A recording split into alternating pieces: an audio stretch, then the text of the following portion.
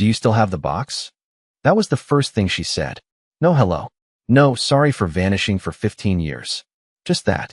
I didn't even ask who it was. I recognized the voice instantly. You don't forget the sound of someone who used to whisper forever into your ear while secretly texting someone else behind your back. But the box? That question hit me like a punch to the throat. Because yes, I did still have the box. I had moved 6 times since the divorce, across 3 cities. I'd thrown away nearly everything that reminded me of her. Pictures, letters, our wedding album, even the little ceramic owl she bought at that flea market in Vermont. But not the box. The box was buried in the back of my closet, sealed in duct tape, wrapped in 2 layers of black plastic. I hadn't opened it since 2010. I couldn't even remember what was inside, just that it was hers. Or ours. Or maybe mine, after she left it behind without a word. Why are you asking about it now? I managed to say, trying to keep my voice from shaking. There was a pause. I heard her exhale. Because I lied to you back then, she said quietly. And if you opened that box, you might have already figured it out. I hadn't. I never opened it. I couldn't. I thought it would break me. Turns out not opening it might have been worse. I swallowed hard. What are you talking about? I need to explain. But not over the phone, she said. Please. Just tell me, do you still have it? I didn't answer. My mind was racing. Why now? What the hell was inside that box? Then she said something that made me sit down on the floor like the air had been sucked out of the room. Because if someone else finds it, if they've already found it, this isn't just about me anymore. It's about what I did and what you helped me cover up. Cover up? I didn't even know what she meant. But suddenly, I couldn't breathe. She hung up before I could say another word. And just like that, everything I thought I knew about our divorce, about why she left me, started to unravel. I didn't sleep that night. I barely moved. I just sat in the living room staring at my closet door, like something alive was clawing at it from the inside. It was ridiculous, just a box. A dusty, sealed, forgotten box. But her voice kept replaying in my head. What you helped me cover up. That line felt like poison dripping through my memory. At around 4:30 a.m., I finally got up. I didn't even bother turning on the lights. I walked to the closet and pulled everything out. Jackets, old shoes, a broken vacuum cleaner I keep pretending I'll fix. And there it was. Exactly where I left it. Tucked into the back corner like a buried secret. Heavy. Still sealed. I didn't open it. Not yet. I just sat on the floor with it between my legs, staring at the tape like it might start speaking to me. I tried to remember what was inside. Old photos. Letters. Something personal I couldn't bring myself to throw out 15 years ago. Then something strange hit me. The box was heavier than I remembered. Much heavier. And the tape looked newer. Not fresh, but definitely not 15 years old. That scared me more than anything. At 6:12 a.m., I texted her. I have it. What's in it? She didn't reply. At 6:30, I texted again. Did you come here? Did you open it? Still nothing. By 7 o'clock, I was pacing the living room. My thoughts were bouncing around like wild animals. What if she had come back at some point, entered my apartment, resealed the box, left something new inside? What if this wasn't just about some emotional closure? What if it was criminal? And then I remembered something I hadn't thought about in over a decade. The night before she left me, Mallory had asked me to pick up a package from her office. She said it was important. I was so desperate to keep her happy that I didn't even ask what it was. I just did it. A manila envelope. Sealed. I handed it to her when I got home. The next morning, she was gone. No note. No goodbye. Just vanished. And now she was asking me about a box. I was starting to feel like I'd been used for something I never even understood. At 7:42, my phone buzzed. Don't open it yet. Please. I'm almost in town. Almost in town. What? She wasn't just texting me from a distance. She was coming here. After 15 years. I stood completely still, phone in hand, rereading that message over and over again. Then another text came. I need to explain in person. Because once you see what's inside, you'll hate me even more than you did before. Hate her more? I thought I already hated her with everything I had left. But the truth was, that box was already open in my mind. And I knew the moment I tore off the tape, there would be no going back. It was just afternoon when she pulled up. I recognized the car before I recognized her. A silver Toyota Camry, way too clean for the dirt road that led to my place. It didn't belong in my cracked driveway, surrounded by dead leaves and regrets. I stood at the kitchen window, holding a mug I hadn't sipped from in hours, and watched her step out. She looked different. Not older, just sharper. Like time had etched every choice into her face, and she no longer bothered to soften the edges. She wore black jeans, boots, and a gray coat I didn't recognize. Her hair was shorter. She didn't look like the Mallory I used to know. She looked like someone who had been through something she hadn't forgiven herself for. But what sent a chill down my spine wasn't her face. It was the man who got out of the passenger side. He was maybe mid-30s, clean-shaven, wearing a pressed navy button-down and carrying a messenger bag. He didn't look like a lawyer. He didn't look like family. He looked nervous. They didn't knock. They stood at the door like they were afraid it might swallow them whole. I opened it before she reached for the handle. "Hi," she said quietly. "Who is he?" I asked. My voice cracked on the last word. I wasn't ready for answers, but I couldn't stop myself. "This is Ezra," she said, glancing at the man beside her. "He's part of why I'm here." I stepped aside, not out of politeness, out of confusion. My brain couldn't connect the dots fast enough. They walked in like people entering a courtroom, not a home. Ezra didn't speak. He looked around like he was searching for exits. Mallory sat down on the edge of the couch like she didn't deserve to make herself comfortable. She pointed at the closet. "You brought it out." I nodded.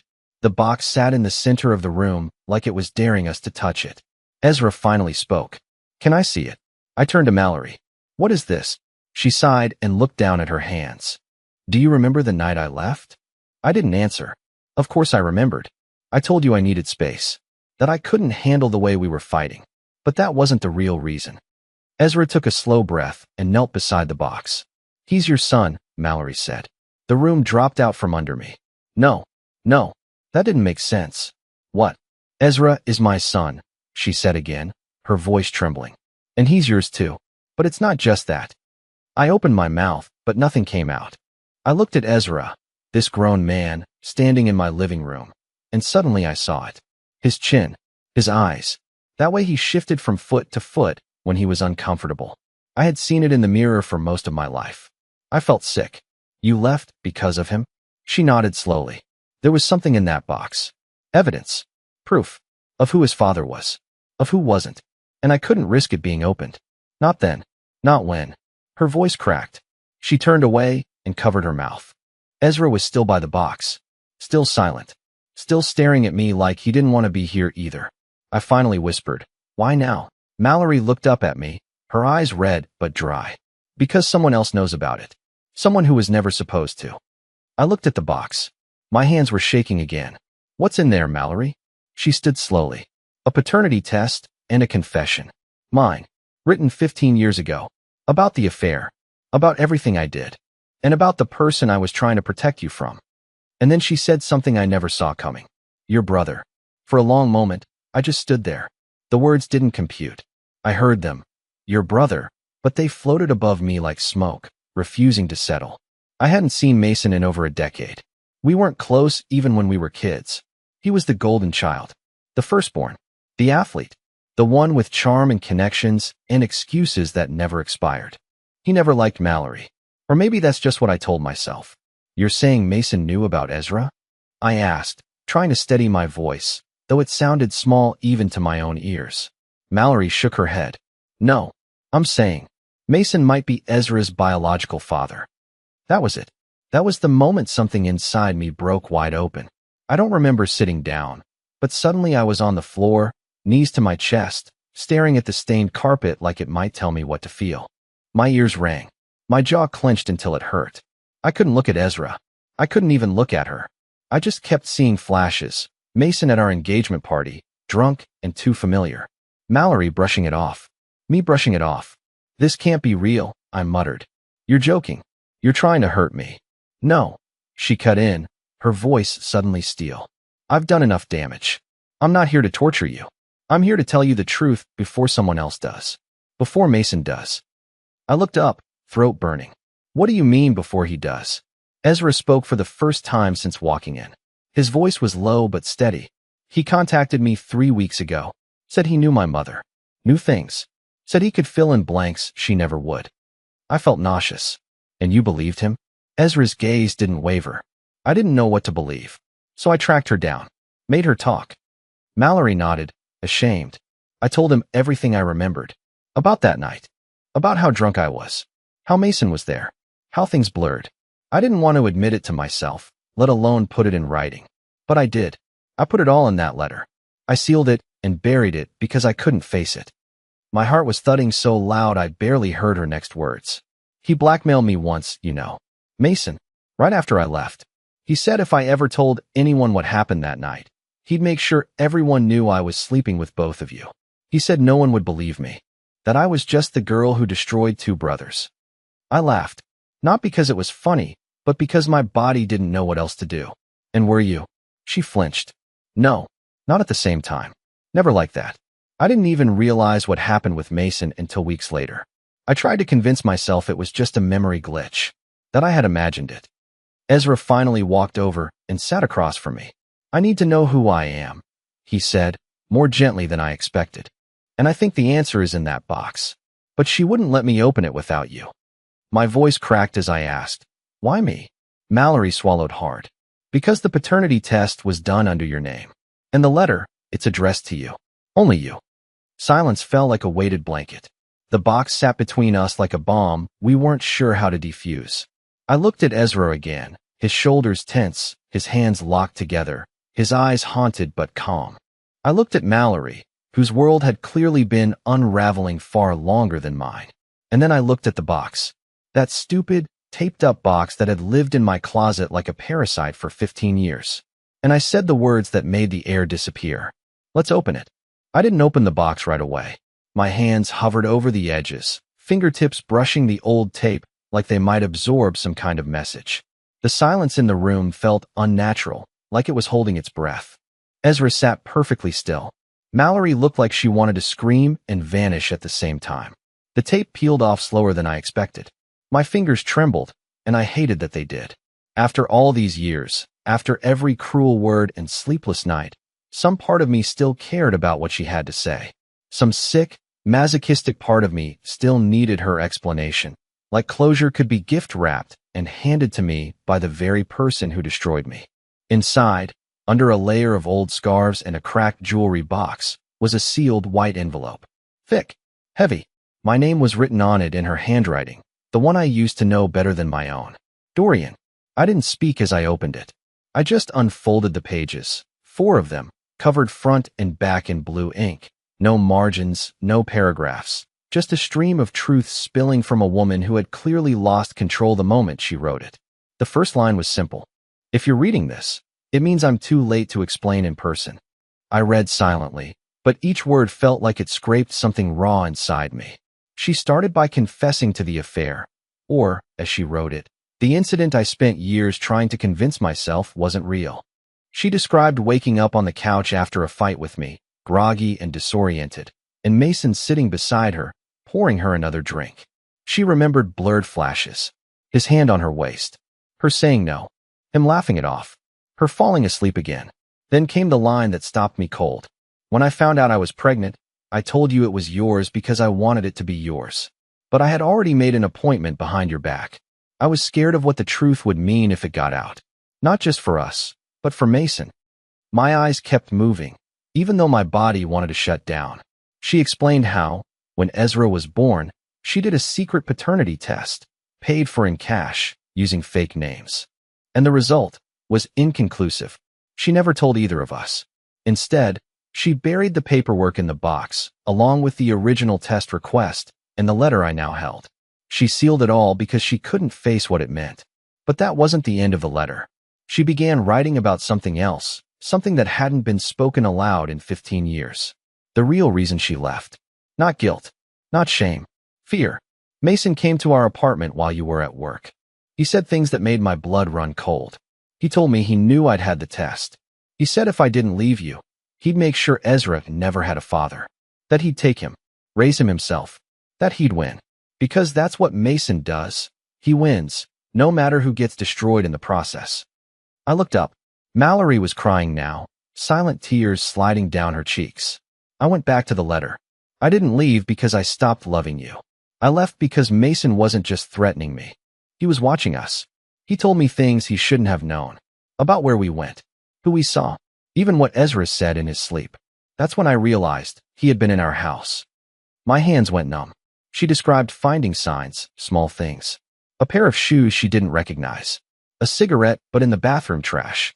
Drawers left half open. She thought she was imagining it. Until she saw the camera. I found a tiny camera hidden in the nursery vent. I tore it out, destroyed it, and never told you. But I knew then that Mason wasn't just jealous. He was obsessed. And I needed to get away from both of you before he turned us into a war zone. My stomach twisted. The letter ended with a final paragraph. If Ezra ever reads this, tell him I'm sorry for not giving him the truth sooner. I just didn't want to choose between two nightmares. But now that Mason's reaching out to him, I think we're all out of time. I folded the pages back together, hands shaking worse than ever. Ezra was staring at me, jaw clenched. Mallory didn't speak. She didn't have to. The truth wasn't just betrayal. It wasn't even just about paternity anymore. It was about a man I called family, and what he might be capable of now. Ezra didn't say a word after I finished reading. He just stood up, walked to the window, and stared out at the gray sky like he was trying to calm something inside him that had been boiling too long. Mallory didn't move either. I could tell she was bracing herself for something. Maybe for me to yell, maybe for Ezra to storm out. But none of us spoke for a full minute.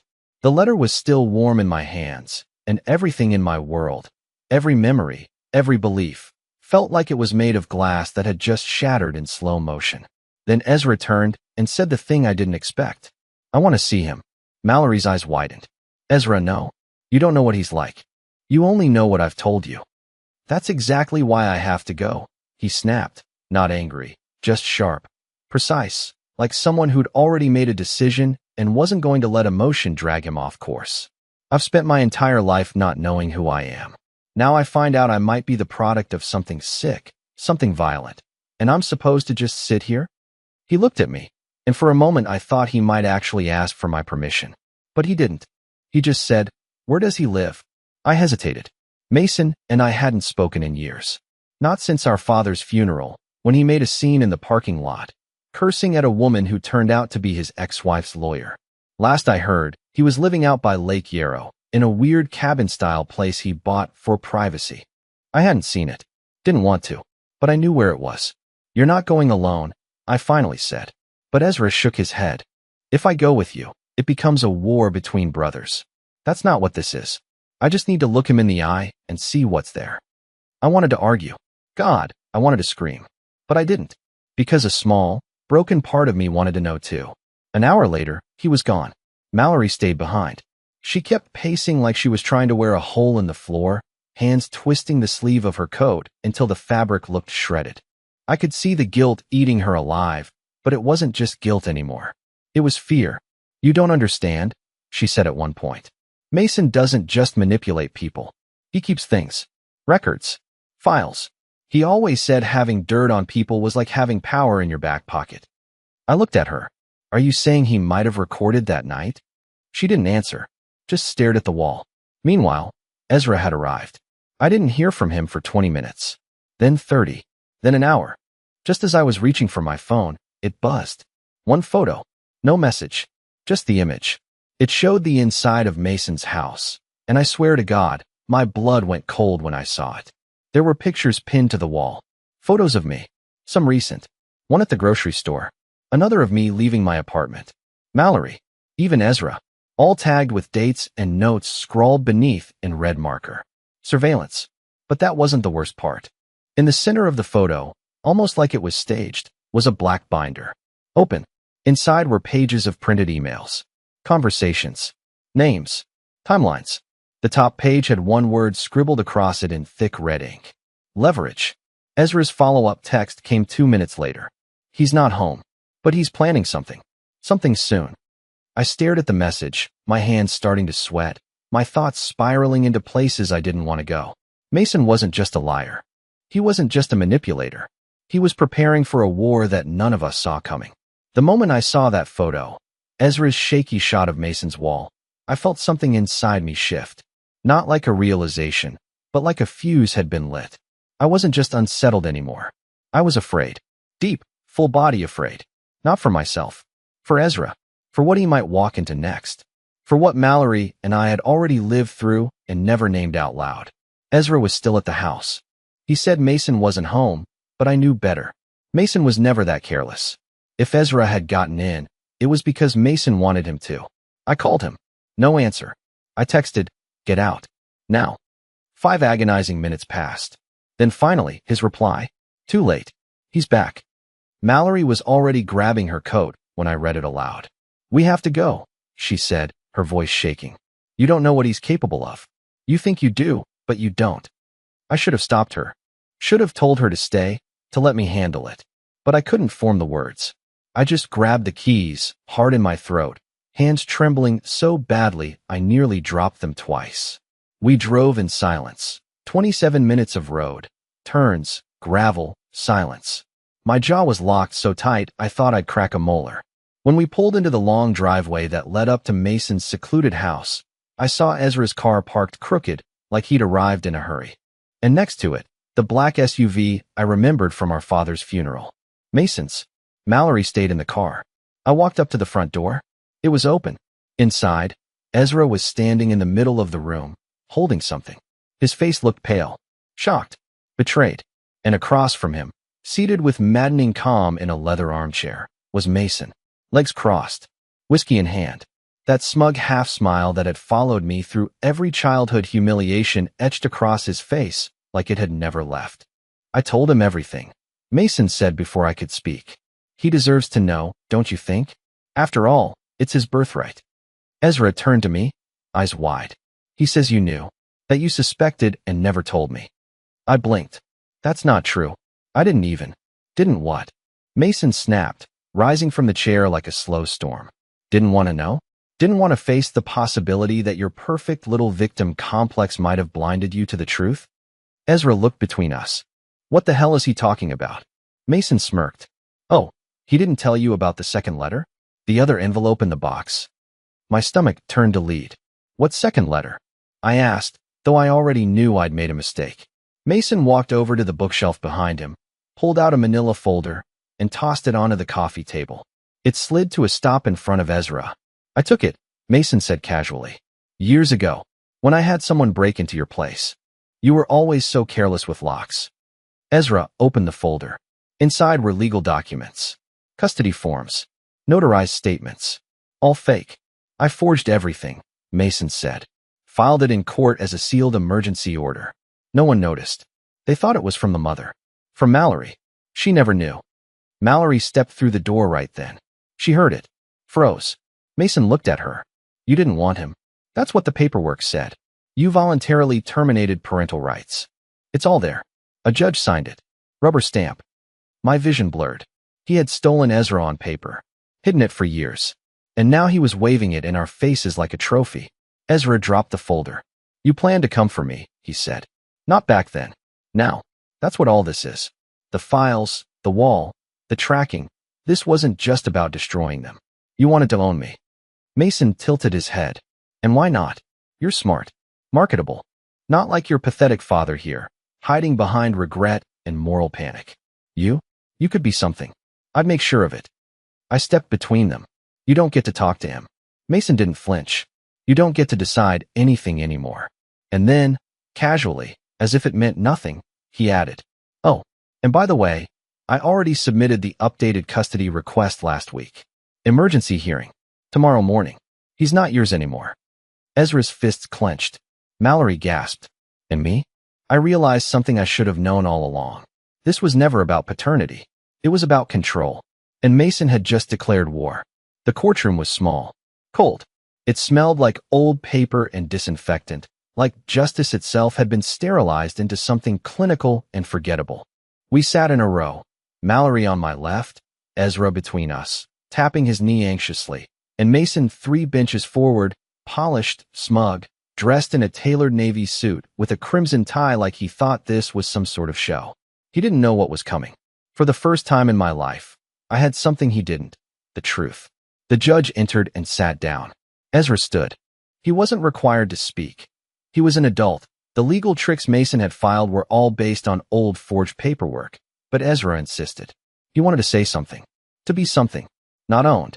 Not inherited. He chose his identity that morning, and he didn't need a DNA test to define it. I spent years not knowing who I really was. Ezra said, standing in front of the judge. And I thought finding out would fix everything. But what I've learned is that truth isn't about blood. It's about what you do with the people who stand beside you after everything falls apart. He looked at me. His voice cracked just slightly. Dorian may not have known everything. He may not have done everything right. But he never lied to me. He never manipulated me. And that's what makes him my father, not biology. The judge sat quietly for a moment. Then he turned to Mason. Your filings are not only out of date, they're illegal, fraudulent. And I will be forwarding this entire matter to the district attorney's office. Mason blinked. He opened his mouth, but nothing came out. And just like that, it was over. The gavel hit wood. Mallory covered her face and sobbed into her hands. Ezra exhaled like he'd been holding his breath for a decade. And Mason?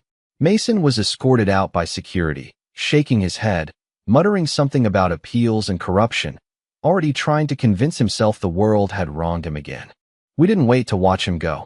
Outside the courthouse, the sun was shining for the first time in days. Not metaphorically, literally. Warm light spilled onto the sidewalk, and for the first time in 15 years, I felt the weight on my chest lift. Ezra turned to me, his hands in his pockets. So, do you still make that terrible pasta? I laughed. Every Wednesday. He smiled. Cool. I'm free tonight. We walked down the steps, father and son. Not by force. Not by fear. But by choice. Mallory stayed behind for a moment, watching us. Then she caught up. Quietly. No drama. Just presence. And I realized something I never thought I'd believe again. Sometimes the past doesn't just haunt you, it brings you back home.